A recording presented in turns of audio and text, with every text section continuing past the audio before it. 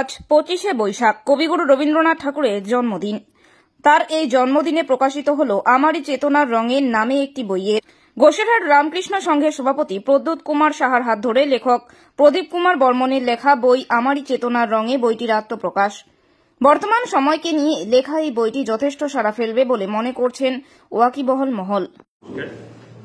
আমি এর আগে 21শে ফেব্রুয়ারি একটা কবিতার বই প্রকাশ করেছিলাম সরস্বতী উৎসবে। কবিতা কাব্যগ্রন্থের নাম ছিল পৃথিবী একটাই দেশ হোক। দেশ শব্দটি ডিরাইভড ফ্রম আদেশ।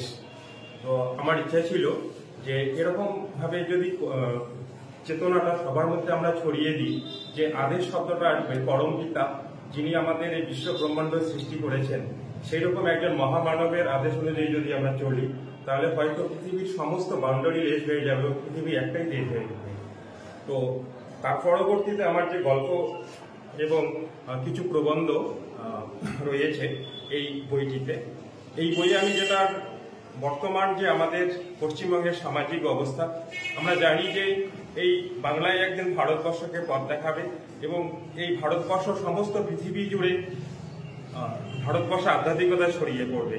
কিন্তু পশ্চিমবঙ্গের যে দুরবস্থা, আমি সায়েন্স ফিকশন লিখতে কম্পিউটারে বসেছিলাম কিন্তু আমার লেখাগুলো সম্পূর্ণ হয়নি, কারণ এই বর্তমান যে 26,000 চাকরি চলে যাওয়া এবং সন্দেশখালীর বিভিন্ন রকম ঘটনা, আমার সেই আমাদের যে পরমাত্মার যে চেতনার রঙে আমরা যাতে রাঙাতে পারি সেই চিন্তা থেকেই আমার এই গল্পটা লেখা আমার এই চেতনার রঙে। কারণ আমরা জানি যে universe is a thought in the mind of god.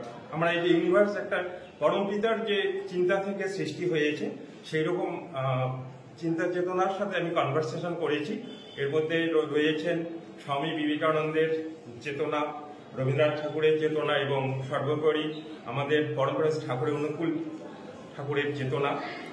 মানে ওনারা কি বলেছেন, কারণ আমরা জানি আত্মার মৃত্যু হয় না, সেই পরমাত্মাদের সাথে আমি কনভারসেশন করে সেই গল্পটা লেখার চেষ্টা করেছি। এবং এছাড়াও আরো কিছু গল্প রয়েছে যেগুলো সায়েন্স ফিকশনের পর্যায়ে পড়ে।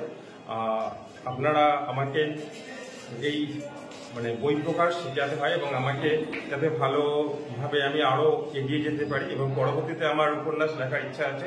গুরুদেব যেমন বলেছেন আমরা সবাই রাজা, আমাদের এই রাজার রাজত্বে।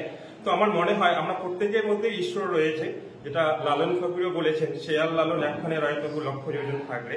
তো আমরা যেন প্রত্যেকে ঈশ্বরত্বের দিকে যেতে পারি, এই নিয়েই উপন্যাসটা হবে আমরা সবাই ঈশ্বর, আমাদের এই ঈশ্বরের রাজত্বে। উপন্যাসটার নাম হবে আমরা সবাই ঈশ্বর। আমাদের প্রত্যেকের ভিতরের যে ব্রহ্মভাব, যে শক্তি পরমাত্মার, সেটাই আমরা প্রকাশ করতে চাবো। তো সবাইকে নমস্কার।